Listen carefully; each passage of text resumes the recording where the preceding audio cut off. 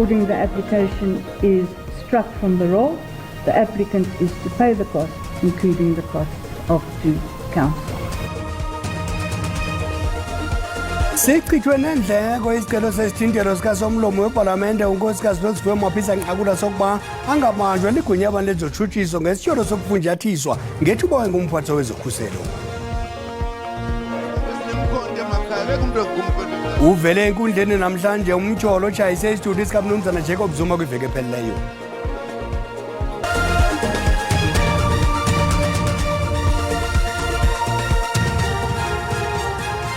Inkosi Mazole isicaka sithambile singaphosisanga amaseko masigawule siwarhuqa. Sichithwe nendleko isicelo sesithintelo sikasomlomo wepalamente unkosikazi noSivuyo Mapisa-Nqakula sokuba angabanjwa ligunya abantu lezotshutshiso ngesityholo sokufunjathiswa ngethuba engumphathiswa wezokhuselo. Ujaji Saled Portalil wenkundla ephakamileyo yomntla eGauteng ePitoli usuyise ngale ntlazana isigwebo sakhe sithi akukho mqobo ngokomthetho onqanda ukubanjwa kwankosikazi Mapisa-Nqakula. In the applicant's affidavit, there are a variety of emotive garnishing on which a court unfortunately cannot take cognizance and make factual decisions on that. However, even if the court finds that the matter is not urgent, the court must still make sure that there is substantial redress in a hearing in due course. Not in the founding affidavit of this application or in the main application is any fact set out. This requisite in terms of Rule 612B and the Practice Directive is not at all addressed in the founding affidavit. But even if I consider it, despite the applicant setting out any of these facts before me, even if I should consider it, then also pursuant to a question by this court, whether this court would not be deciding already the matter as it seeks the same relief pertaining to arrest in the main application, counsel for the applicant strongly argued that that court would make a final ruling, as this is just an interdict.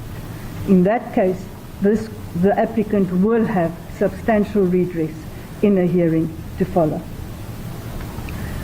As for the cost must follow the result. Both parties asked for cost, including the costs of due counsel.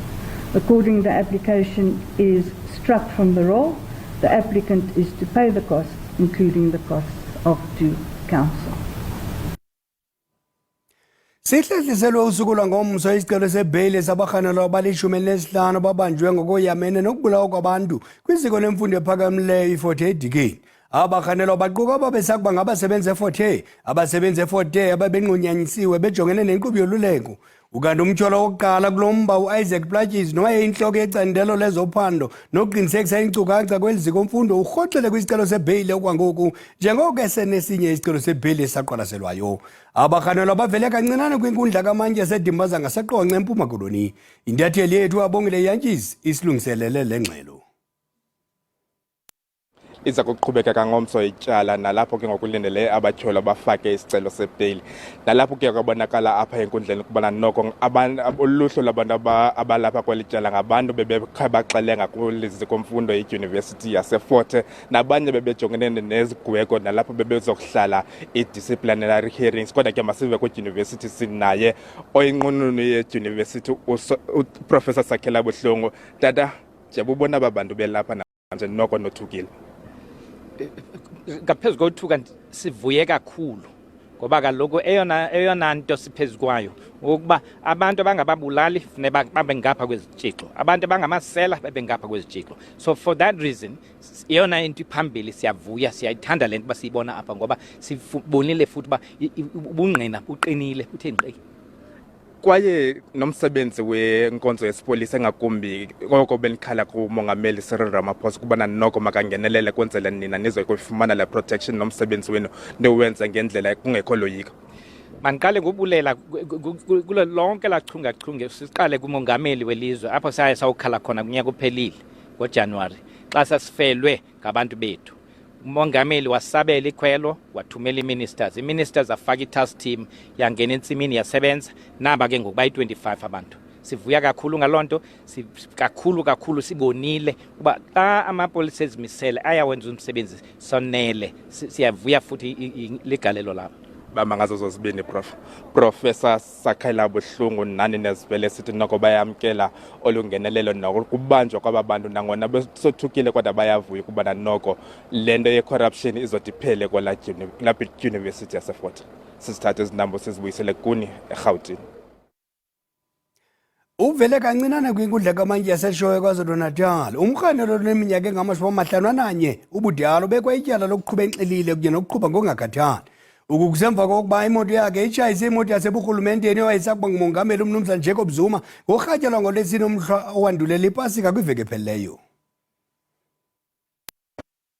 Uvele kafushane enkantolo yemantshi yaseshowe umlisa oneminyaka engama-51 osolwa ngokubandakanya ke owayengumongameli wezwe kulelo umnumzana uJacob Zuma engozini yemoto nokuyisigameko esenzeka ngoLwesine ebusuku. Lo mlisa ubhekene ke namacala abandakanya ukushayela udle amponjwana kanjalo nokushayela ke budedengu.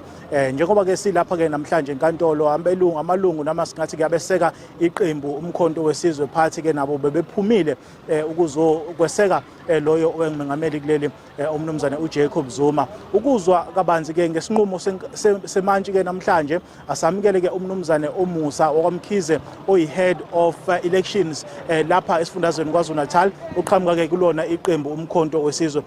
Khawazela sibingelele sikwamukele babe indabeni sibonga kakhulu ngesikhathi sakho. Udedelwe ngebhayili ya R500 umsolwa njenge MK KwaZulu-Natal nithini ngalesinqumo?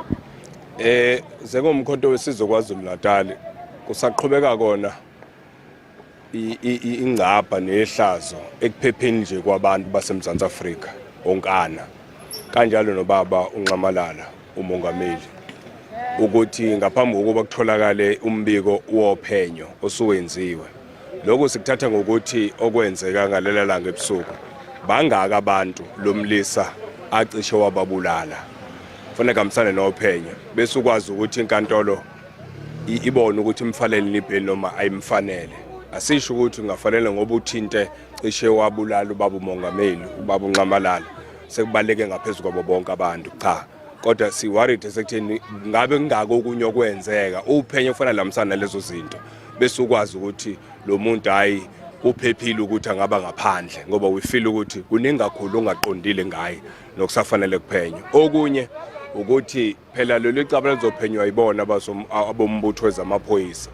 Awubona futhi abombutho wezamaphoyisa okuyibona abaphethe ukuphepha kukababa uNxamalala umongameli. Ngokwethu kuya conflict ngoba ibona futhi lo mbutho okuwona ofaka ingcuphe nengcindezi empilweni kamongameli uNxamalala. At the same time iwona futhi lo mbutho okufanele uphenyele licala lalomlisa ocishe wasidalela inhlekelele engaka futhi asazi njengoba engaphandle ukuthi usayoqhubeka nani ubekade enzani. Sibonga kakhulu isikhathi sakho. Sibonga kakhulu. Mnumzane uMusa Mkhize ke lo oyinhloko yezokhetho lapha KwaZulu-Natal umele ke iqembu iMK Party. Isokhumbula ke ukuthi lo mlisa lo obhekene nalamacala ke esingathi ke mabili uzophinde abuye futhi ke ukuzovela lapha enkantolo mhla zi3 kuMay. Asibusele intambo kone Goli.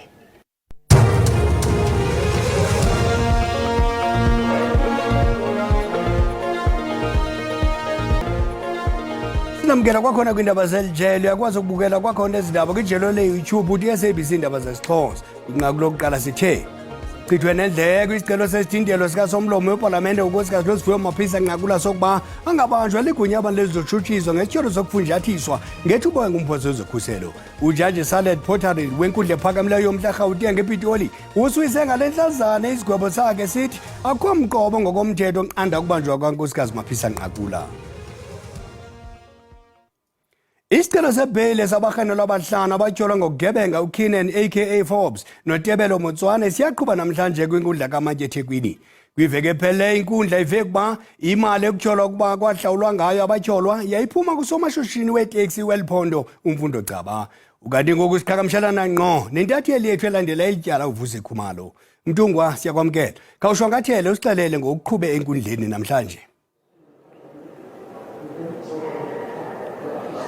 Yebo osekwenzekile la ekulaleleni kwesicelo sebail sabasolwa abathathu lapha enkantolo yaseThekwini iDurban ukuthi ke bamambalelo abafake isicelo besingalindelekile ke nokho sokuthi kusetshenziswe obunye bobufakazi ukujabula phana ezweni laseSwatini ngomakhelwane lokuthi lobo bufakazi bube ingxenye obufakazi lapha phambi kwenkantolo kodwa asikhumbuze kanjalo nabantu nje jikelele ukuthi inkantolo lena ngaphambilini yalapha eThekwini yayikade ikhiphe isinqumo sokuthi ayizokuthinta obusezweni laseSwatini ngenxa yokuthi ke nebona abafuni lutho okuzosetshenziswa kulela lizwe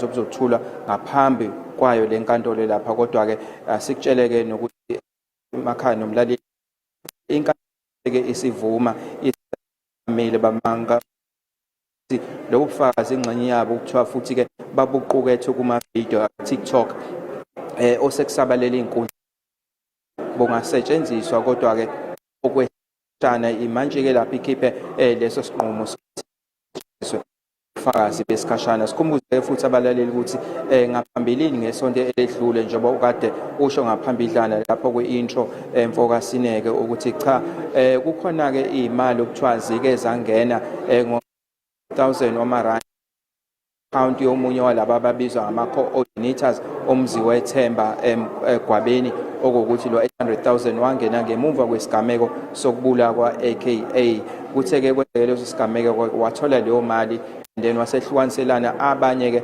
babasolwa abane oyedwa wabo thola 133 wamarandi ngobufakazi ke obuthule phambili kanjalo futhi iyona idefense umbuso ukuthi buyakuthi igameko siyathintana nokuholelwa kwemali lela ngo-800,000 uvele phambi kwenkantolo kodwa umndeni lona kakhulukazi igama likamfundo Gcabo ongusomabhizinisi eThekwini lapha esifundazweni okwaziwa kakhulu ngamabhizinisi athinta ezamatekisi bese khipha istatement ngesonto eledlule la usho khona ukuphikisa konke okukhona ukuthi kwa AKA uthi cha leyo mali kwayona umnumzane uGwabe kene mhlambe bavele ke basemabhizinisini ukuthi kwakuyibhizinisi kwangahlobene necala leli eliqhubekayo lapha phambi kwenkantolo yalapha eThekwini mfoka Sineke Mangazibeni Mdungu leyo into yathi lethu vusa ikhumalo eThekwini Umphatho wezamahlande ezokuloba nezendalo uthi umsebenzi wabalondolozi bendalo ubalekile ukuze ungakhuseli nje kuphela abatyeleli kumyezo wentaba yetafile koko kukhuselwe nezinto eziphilayo ezahlukeneyo unkosikazi Barbara Chris utyelele iqela labalondolozi indalo eNewlands eKapa nabanoxanduva lokulwa ukuzingelwa kwesilwanyana esincinane saselwandle abaloni nezityalo ezinqabileyo entabeni naselwandle Inkqubo yabalondolozi bomsebenzi okhethekileyo wolwandle womoya neentaba wasekwa kwiminyaka emibini edlulileyo. When we recruit, we specifically look at people who have the characteristic of firstly caring for the environment, wanting to protect the environment, and having the discipline and the values of a ranger to be able to deal with these sorts of incidences with the respect and dignity that it deserves. Umphathiswa wendalo ebekutyelelo lwakhe. When you deal with conservation issues, you always have to deal with the issue of how does the community benefit from conservation. And last week we had our biodiversity Iindaba. One of the things that we are doing is to try and build a legal trade in these succulent species. We're cultivating them in nurseries. We want to involve the local community. Ngelixa inzame zisenziwa ukwenza umyezo wentaba yetafile ukhuseleke kangangoko, uluntu luyacelwa kuba lukhumbule ukuhlala luqaphele ukuqinisekisa kuba luyalonwabela utyelelo lwalo. Ukanti ngesiqhelo ngelixesha apha estudio sinentatheli yethu ezobuchwepheshe uSandile Hlangani esakuthi simngcambazise ngokonyeliso kugquba kumaqongo onxibelelwano. Mqathi masikwamkele mfowakhe emva kwexesha elide.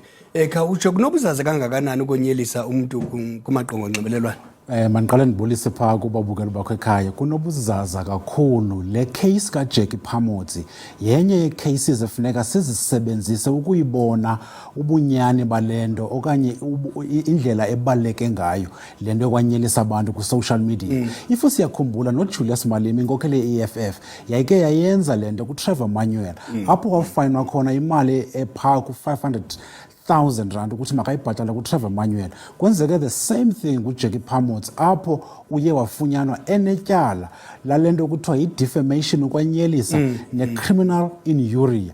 Isigwebo sakhe ke asifumeneyo Bhele kukuba uzawuklina i-community le ahlala kuyo. Okwesibini uzawubhatala i-fine engange-30,000. Uthe ke uzawuba nemali engange-4,000. Le nto ke uyakubonisa Bhele kokuba abantu kufuneka bayilumkele le nto. Ezaa zinto Bhele zokokuba umntu xa ebhale i-statement okanye i-post on social media uyishare. Ithetha ukuthi xa uyishare loo nto leyo uyavumelana nalaa mntu ebeyibhalile. Okwesibini xa uyilayikha okanye uyibeka ulove okanye olathando la sign ithetha ukuthi loo nto leyo still uyavumelana. So sithi abantu ke Bhele especially kweli xesha le-elections izinto ezibhalwa ngabanye abantu abangavumelaniyo nazo okanye abangaqinisekanga ngobunyani bazo mabangazishare kwaye bangazilike ngoba bazawuzibona bephantsi kwale meko ajongene nayo uJackie Phamotsi. Chochube kumqadi. Nkosi kakhulu. Bakhalela ubumdaka bemilambo igqili neligwa abalobi baseKimberley nabasebenzisa le milambo kulobo. Abo basebenzisa le milambo ngempela veke ezinde bathi imeko kule ngingqi ibambi ukukulandela ukuba isebe lezamanzi nogutyulo lisokolo ukujongana nomngeni we-electricity yamanzi, intsangu yamanzi kunye nobulembu kumlambo iligwa. Imozulu ibingentlanga eKimberley ayibathintelanga abalobi ukuba bayokwenza eyona nto bayithanda kanobom. Nanjengoko amakholwa ebegcwalise ezinkonzweni eyokudumisa, bona abalobi bebegcwalise kule milambo beyokuloba neentsapho zabo. Bakuchaza ukuloba njengeyona ndlela yokugxotha ikati eziko ngenxa yentsindabadala yentswela-ngqesho. Oku nangona imininzi imingeni abajamelana nayo. We are trying our best just to feed our kids and our families. Udilopho Sholi, utata wabantwana ababini nokwahlala kumatyotyombe akule ngingqi uthi ukuloba ayonto bayenzela ulonwabo nje kuphela.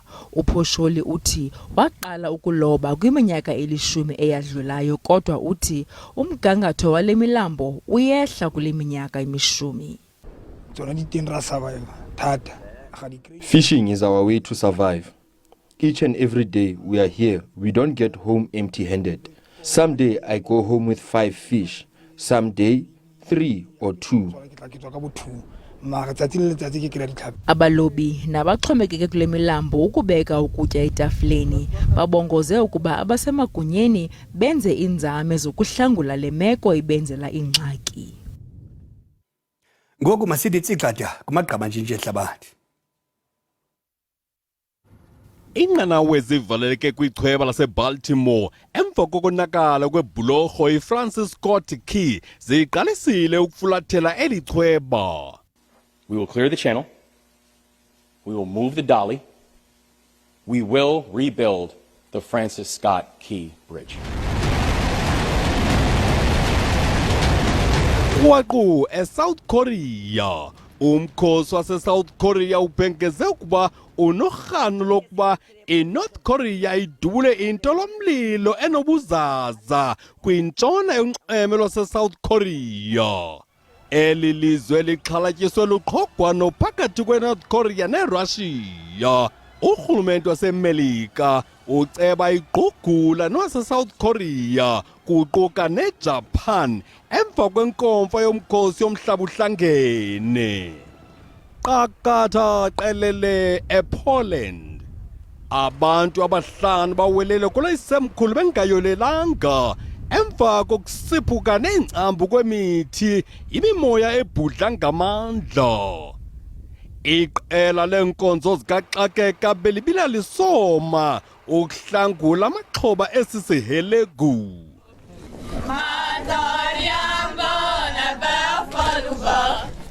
Xa siqwela ingqokoqo abahlali baseholoko kumantla eHungary basaligcinile isiko elinenkqayi lokuthela ngebhakede yamanzi abanda nkca inkosikazi uqukumbela iiholide zepasika.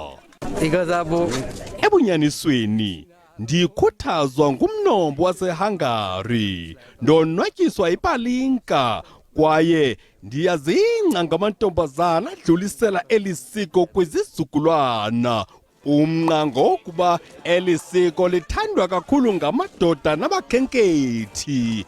Qonqololo. Umbengo mntu uyawucima umlilo, makuthethi bomnyama kuvele ukukhanya kube xhosibele.